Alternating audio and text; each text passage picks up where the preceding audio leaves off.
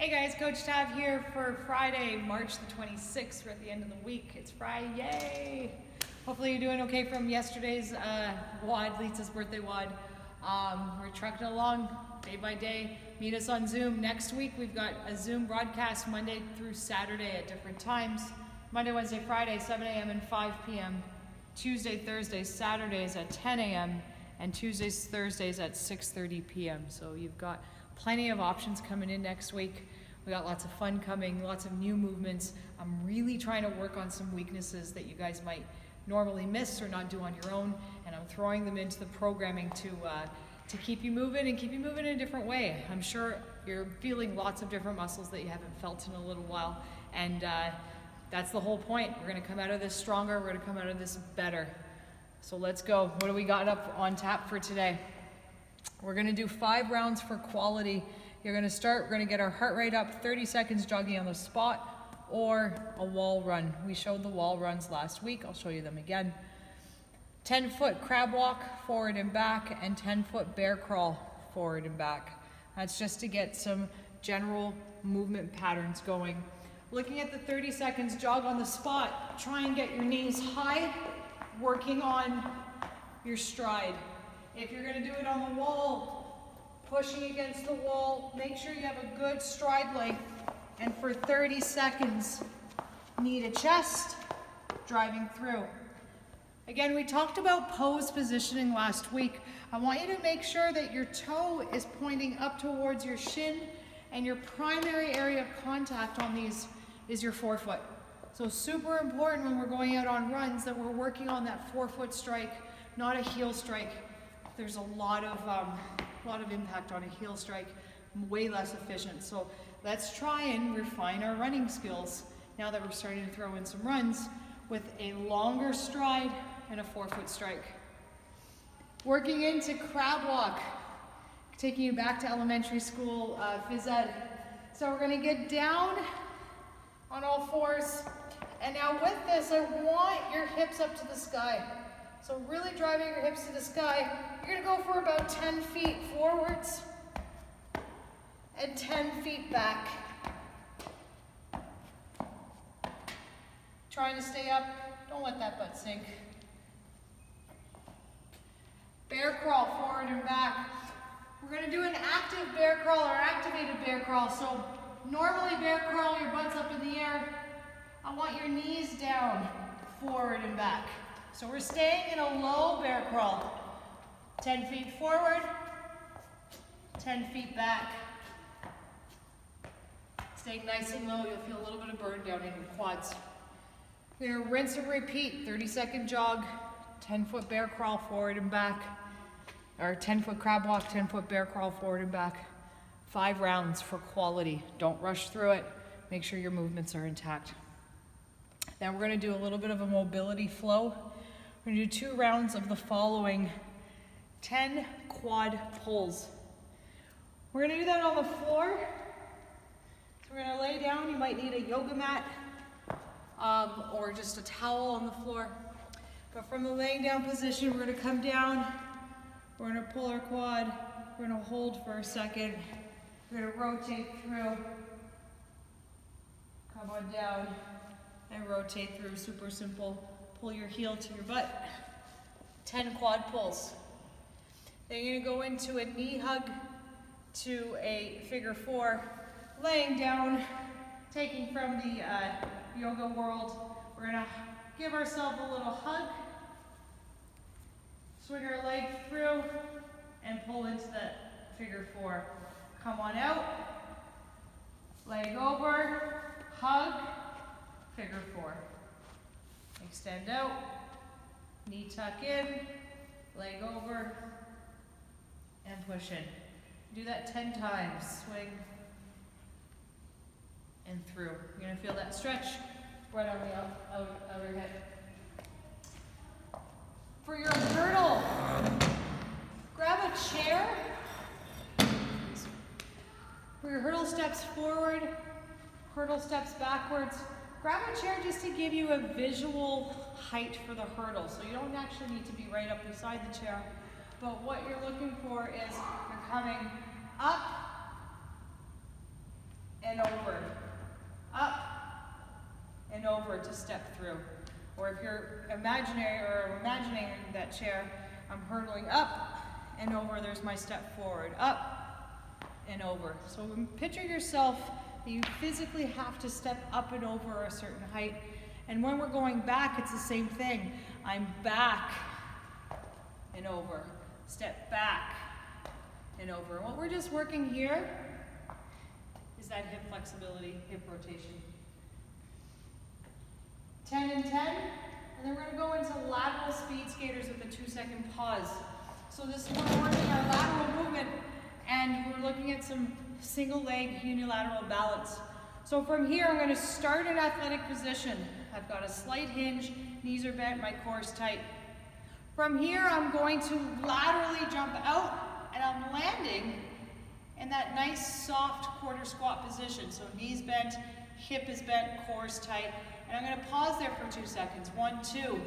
Come to the other end. And notice you might need to work on that balance. The lower you get, the easier it will be to balance. 1, 2. 1, 2. 1, 2. 1, 2. So working on that lateral movement, you're going for 10 seconds, or 10 reps with a 2-second pause. I want you to do this whole flow 2 times. 10 quad pulls.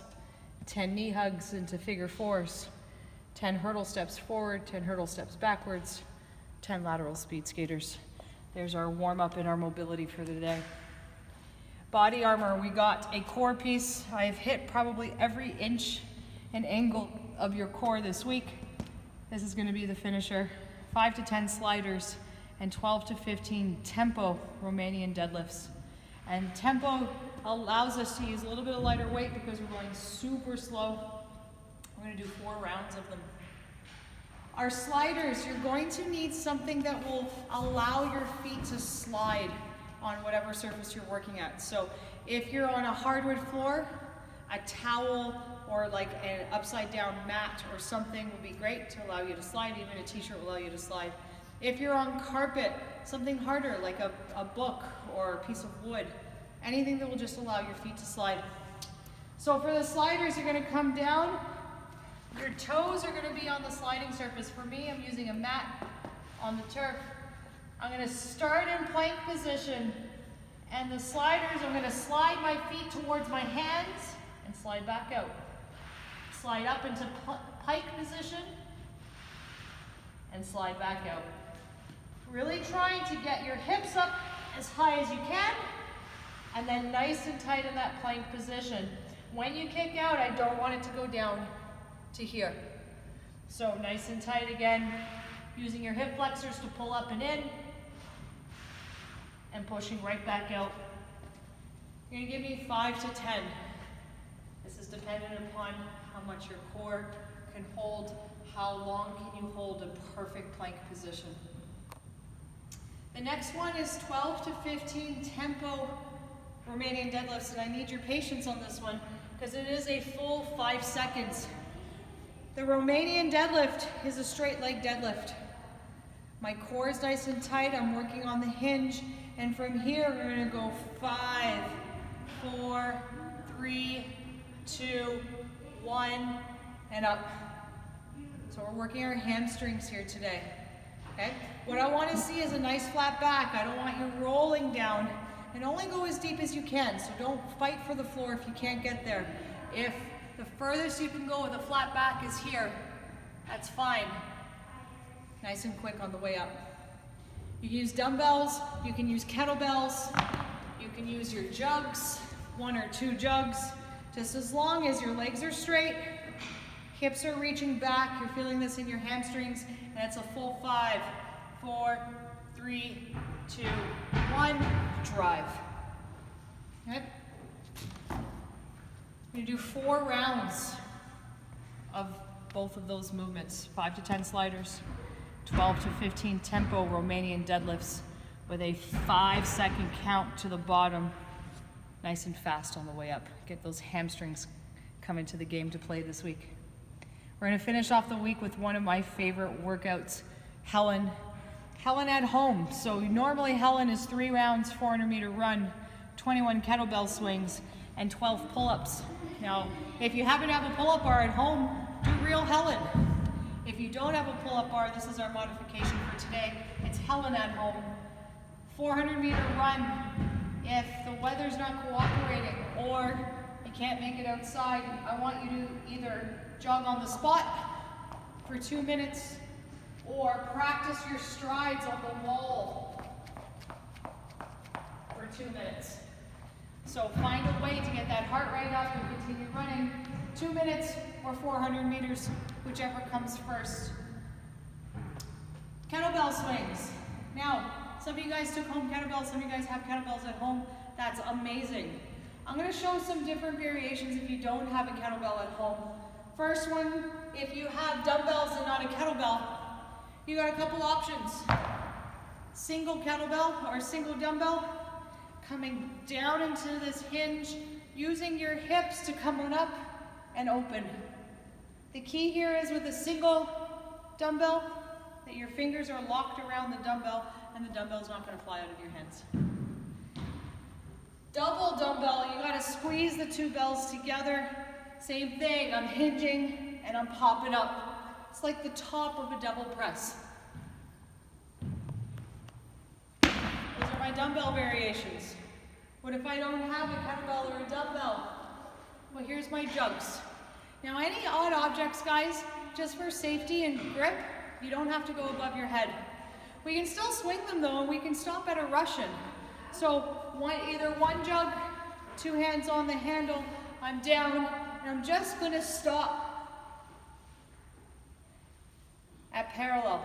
I don't need to force it up over my head. If I wanna increase the weight, I grab 2 jugs. I swing them together, but I'm only gonna go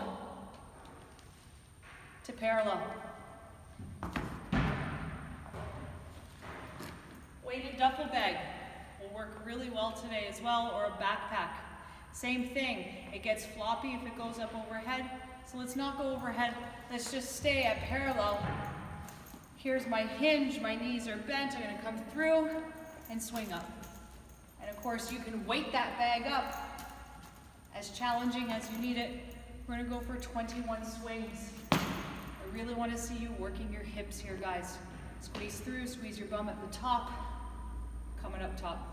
I don't want you to make this a backswing, so I shouldn't see any real big dips down and forward. Okay?